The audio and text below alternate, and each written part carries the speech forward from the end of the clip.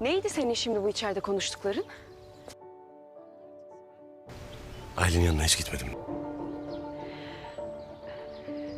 Benim gitmem lazım. Hiç sormak gelmedi değil mi aklına? Alışverişe çıkacaktım. Kimdi o kız diye?